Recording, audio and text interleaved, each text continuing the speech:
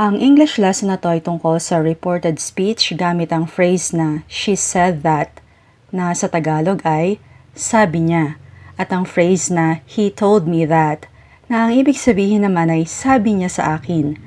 Katumbas din ang mga ito ng raw at daw sa Filipino.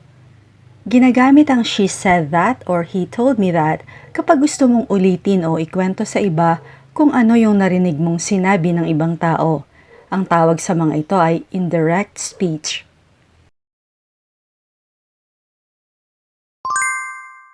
Bago natin tingnan ang mga example sentences, importanteng tandaan natin na nagbabago ang verb tenses mula direct speech to indirect speech. Yung present tense sa direct speech ay nagiging past tense sa indirect speech. Yung present perfect at past tense ay nagiging past perfect tense. Yung shall and will ay nagiging should at would. Mas maintindihan natin yan in a while. Okay, here's our first example. Ang direct speech na sinabi ng babae ay, I will call you. Tatawagan kita. I will call you. Dahil will ang ginamit niya, dapat gawin mo yung would kapag ikukwento o sasabihin mo na sa akin. She said that she would call me. She said that she would call me. Meaning, sabi niya, tatawagan niya ako. Or, tatawagan niya raw ako. She said that she would call me. Do you get it?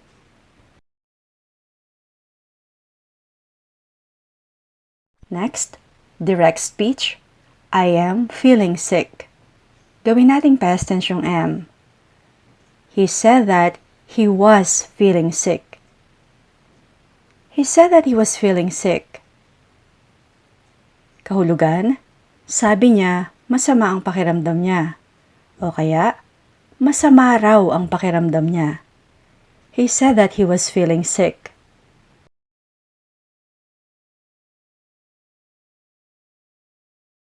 Next, we have 𝗧𝗛𝗶 said that she had lost her keys.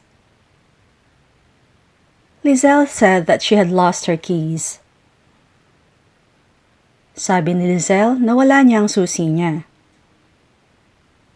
Nawala raw ni 𝗧𝗛 ang susi niya.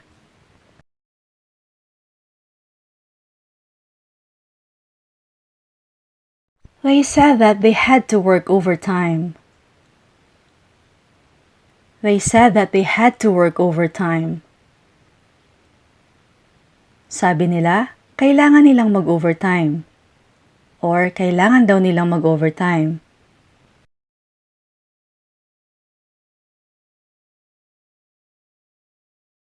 Marlon said that he couldn't find a job. Marlon said that he couldn't find a job. Sabi ni Marlon, hindi siya makahanap ng trabaho. Or, hindi raw makahanap ng trabaho si Marlon.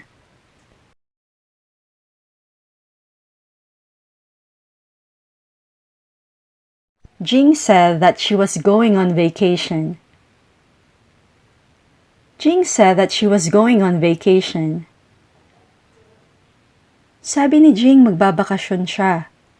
O kaya, magbabakasyon daw si Jing.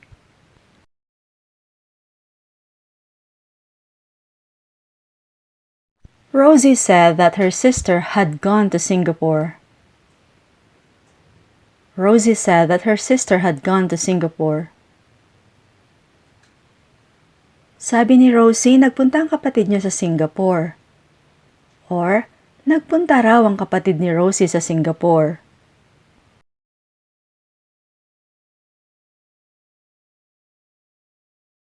He said that he had to leave early. He said that he had to leave early. Sabi niya, kailangan niyang umalis ng maaga. Kailangan daw niyang umalis ng maaga.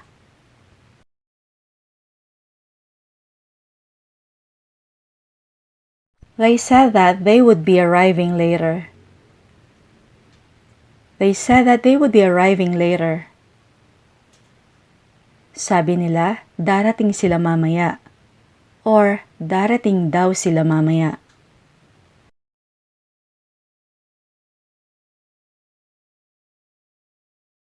She said that she had to do laundry. She said that she had to do laundry. Sabi niya, kailangan niyang maglaba. Or kailangan niya raw maglaba, or maglalaba raw siya.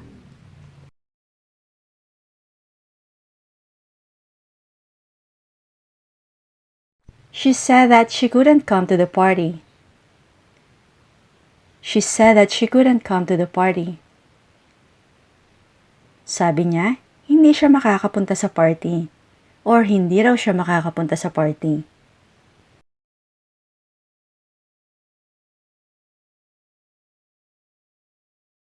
Charito and Tony said that they were going to buy a new car.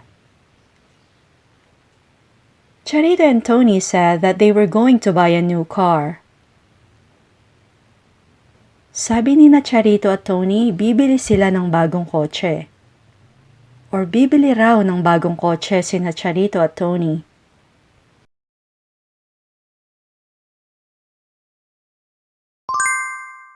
By the way, pwede mo palang i-drop o hindi na sabihin yung word na that sa sentence, lalo na kapag sinusundan agad ng verb ang subject, katulad ng halimbawa na to. He said he was tired. He said he was tired. Meaning, sabi niya, pagod siya. Or, pagod daw siya.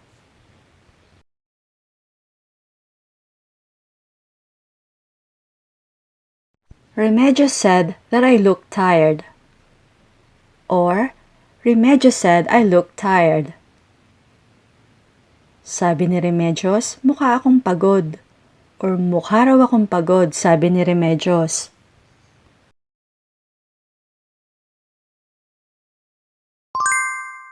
Gamitin naman natin ngayon ang phrase na he told me that or she told me that.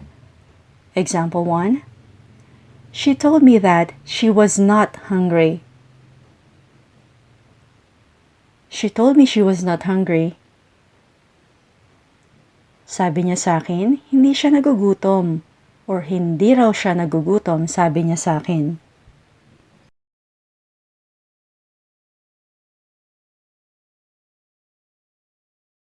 He told me that he loved me. He told me that he loved me. Sabi niya sa akin, mahal niya ako. Or, mahal niya raw ako.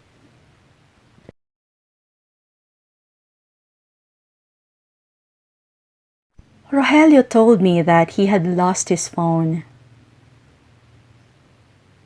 Rogelio told me that he had lost his phone. Sabi sa akin ni Rogelio na wala ang telepono niya. Or nawala raw ni Rogelio ang telepono niya, sabi niya sa akin.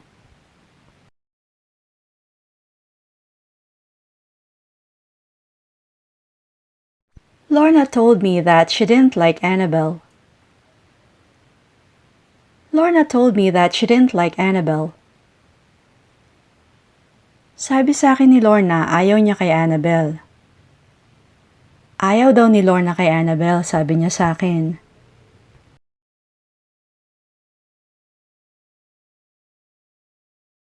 She told me that she had a headache. She told me that she had a headache. Sabi niya sa akin, masakit ang ulo niya. Masakit daw ang ulo niya, sabi niya sa akin.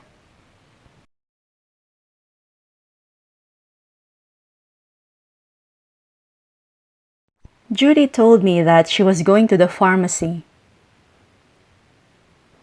Judy told me that she was going to the pharmacy. Sabi sa akin ni Judy, pupunta siya sa butika.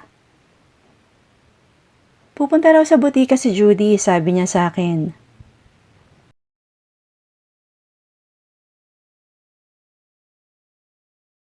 She told me that she would be late for the meeting. She told me that she would be late for the meeting. Sabi niya sa akin, malilate daw siya sa meeting.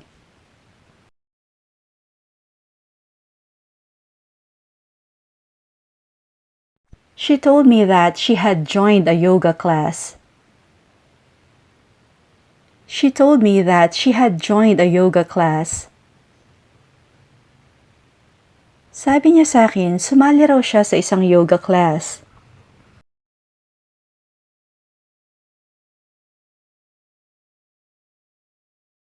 Liza told me that she was going to visit her grandparents.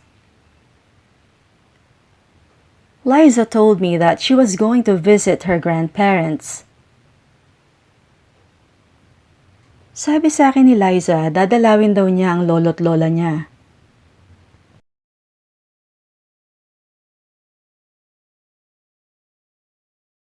He told me that he was going to start a new business. He told me that he was going to start a new business. Sabi niya sa akin, magbubukas siya ng isang bagong negosyo.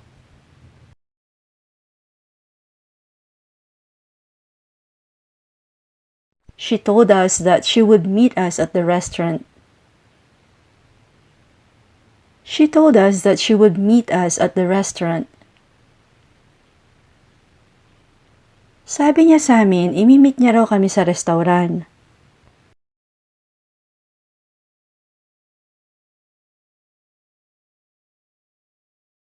Angela told Michelle that she had found a new apartment. Angela told Michelle that she had found a new apartment. Sabi ni Angela kay Michelle, nakakita na raw siya ng bagong apartment.